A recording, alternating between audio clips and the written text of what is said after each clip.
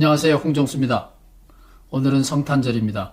예수님의 탄생을 알리는 큰 별을 달았습니다. 2020년 전에 이 땅에 태어나신 예수님의 생일을 축하합니다. 왜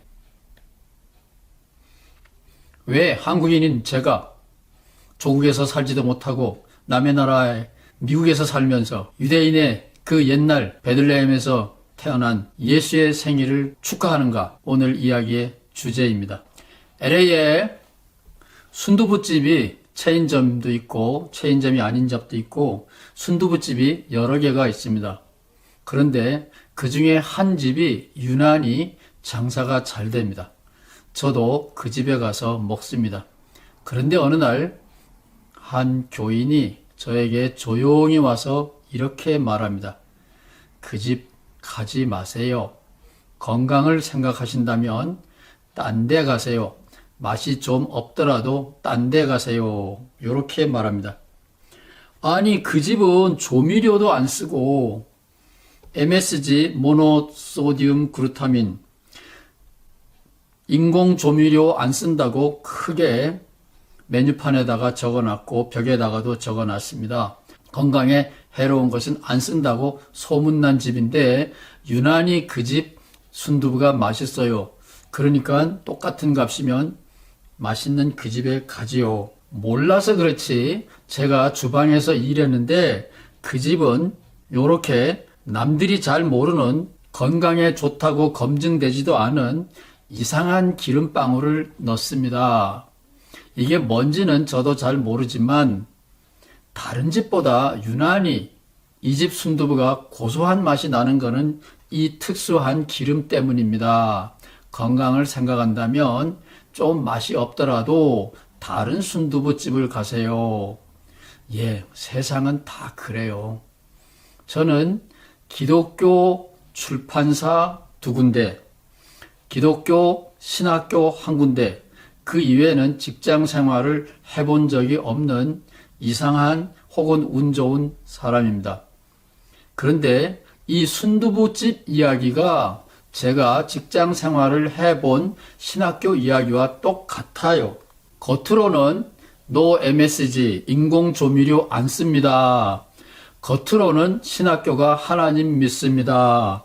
이렇게 간판은 걸어놓고 실제로는 몰래 좋은 맛을 내기 위하여 소득을 증대시키기 위하여 딴짓을 첨가하듯이 신학교도 마찬가지였습니다. 신학교에 만 10년 이상 있는 동안에 저는 숨 막혀서 기절하는 줄 알았어요. 바깥에다가 MSG 안 씁니다. 예수 믿습니다. 하나님 믿습니다. 이렇게 말 안 하고 우리 돈벌이 하는 학교입니다. 이렇게 간판을 걸고 돈독이 든 학교 운영 방침을 한다 그러면 좋지만 신학교라고 간판 걸어놓고 하나님 믿는다고 예수 믿는다고 간판은 걸어놓고 뒤로 딴짓을 한다 그러면 모른다면 모르지만 저는 알면 그 주방장 쫓아내지요. 가만히 못 있지요. 왜 그러냐고요? 그게 예수 믿는 거 아닌가요? 어떻게 생각하세요? 그냥 그렇게 간판 다르고 속 다르고 이거를 구약 성서로 말하면 바알 종교를 믿는 유대인들입니다. 예수님식으로 말하면 회칠한 무덤입니다. 겉으로는 미원, 조미료 안 쓴다 그러고 실제로는 건강에 더 유해한 것을 몰래 쓰고 그래서 고소한 맛이 유달리 나기 때문에 대박이 난 순두부집과 겉으로는 정직, 하나님 믿는 신앙학교, 목회자를 기르는 신학교 이렇게 놓고 실제로는 돈밖에 모르는 학생들의 미래에 대해서는 관심 없는 신학교, 교수님들, 총장님들, 박사님들, 목사님들. 저는 이 주방에서 일해본 경험이 있는 저희 옛 교인의 말처럼 저는 그 소굴에 들어가서 살아봤어요. 앞뒤가 너무 달랐습니다. 저 미친놈이 또 무슨 헛소리 하나 그럴 것 같아서 들통이 나도 큰 탈이 안 날 작은 얘기 하나 할게요. 신학생들이 4년 동안 신학교 다니면서 교회에 나가서 선배들로부터 이것저것 배우라고 목회 실습 보고서를 낸답니다. 그 목회 실습 보고서를 관리하는 사람을 실천처장이라 그래요. 끝발이 굉장히 높은 교수님이죠. 그 교수님이 교수회의에서 이렇게 말합니다. 우리 학생들이 평생 교회 일을 할 거기 때문에 요 신학교 다니는 4년 동안은 교회 땡땡이 치고 싶어 합니다. 그래서요.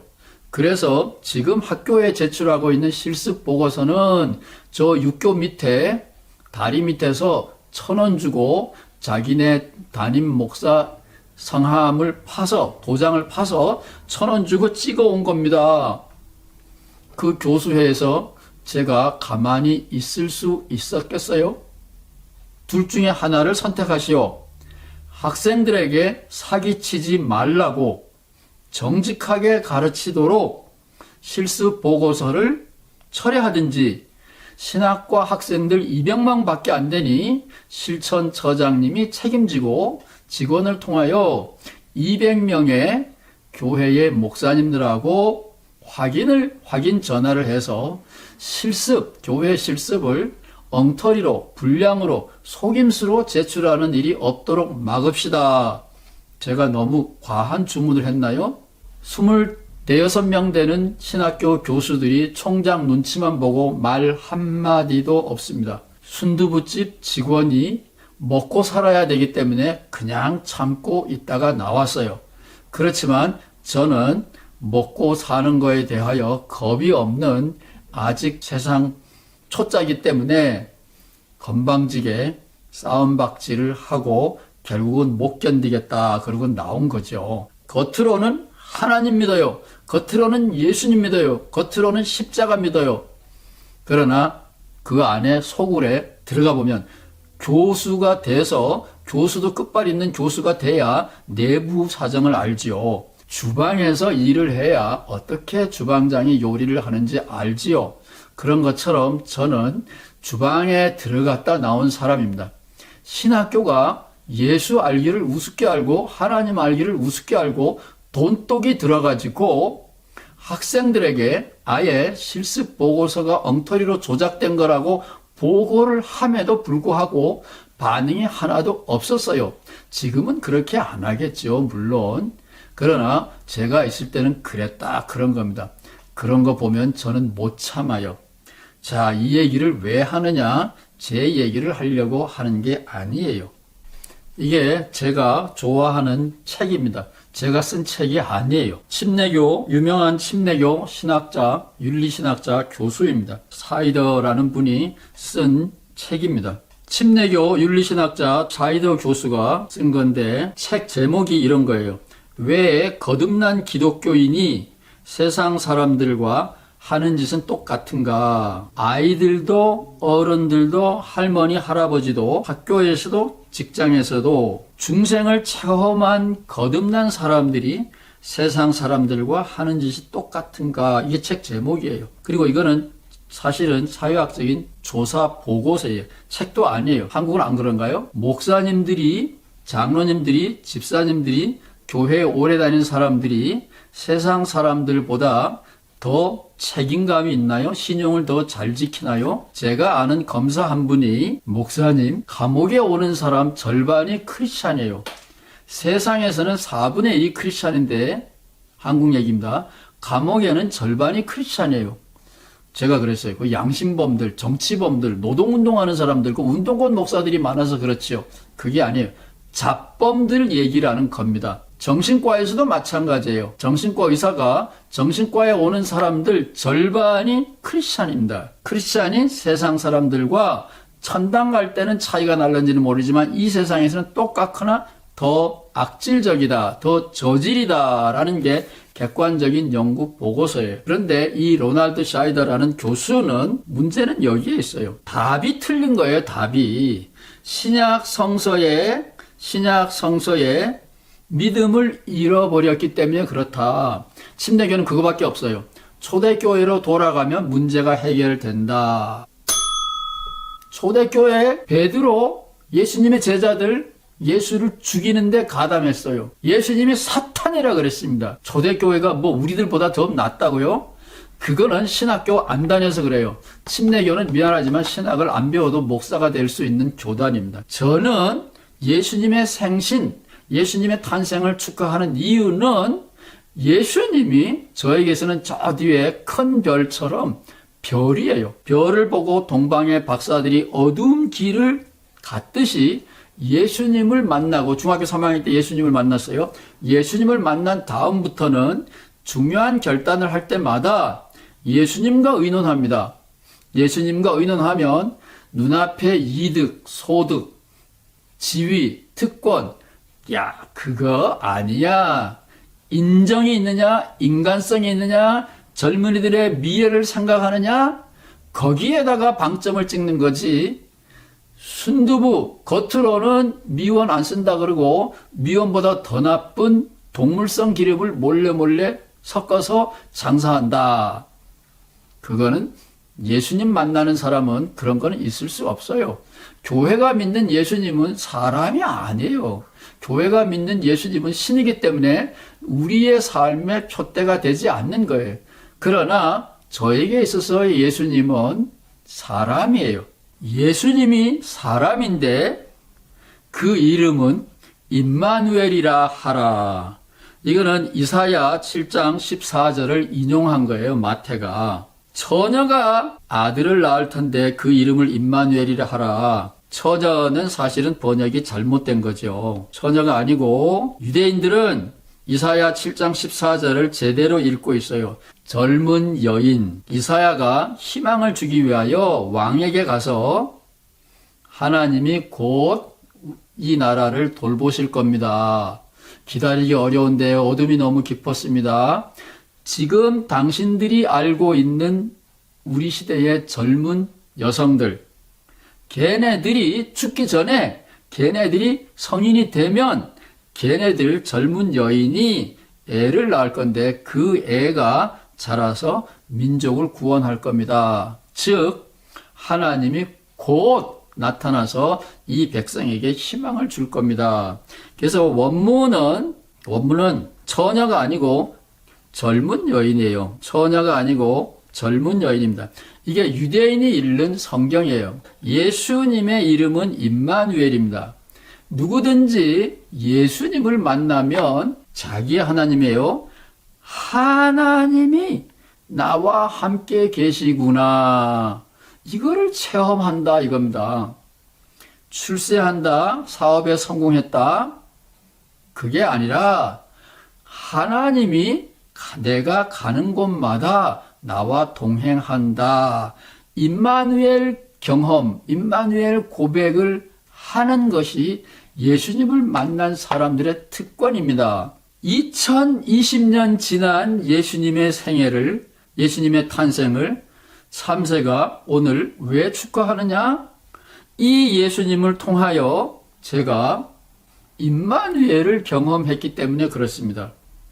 돈 생기는 일, 특권에 이르는 길, 세도를 누리는 길, 그것이 아니라 인간성을 소중하게 여기는 길, 젊은이들의 내일을 소중하게 여기는 길, 그런 길이 있다면 서슴지 않고 그 길로 가죠.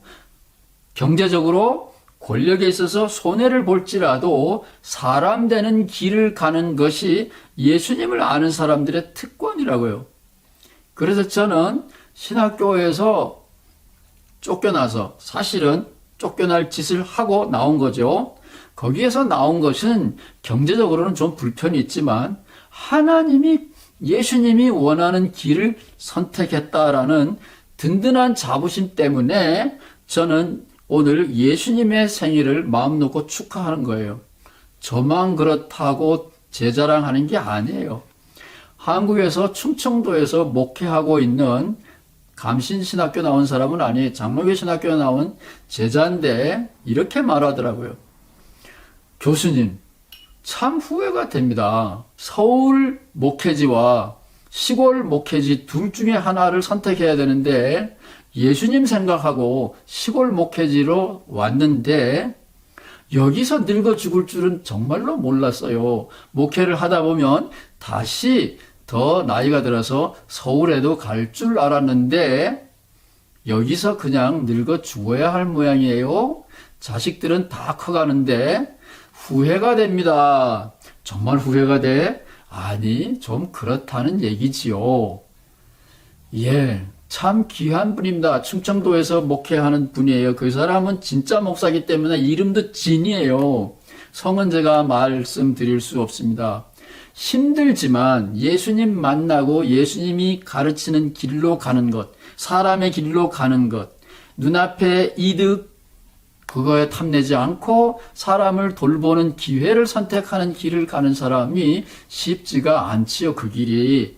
그러나 그 길을 간다라는 자부심 때문에, 하나님 앞에서 내가 옳은 길을 선택했다라는 든든한 자부심 때문에 그 친구도 이번 성탄절에 임마누엘을 고백할 거라고 저는 확신합니다. 그 목회자들 얘기 말고는 또 없어요. 예. 어떤 분이 돈이 3억이 생겼는데 이 돈을 3억을 보관하기 위하여 어떻게 할까 가족들하고 의논하는데 친척 중에 하나가 자기가 관리해 줄 테니까 빌려달라 그랬어요.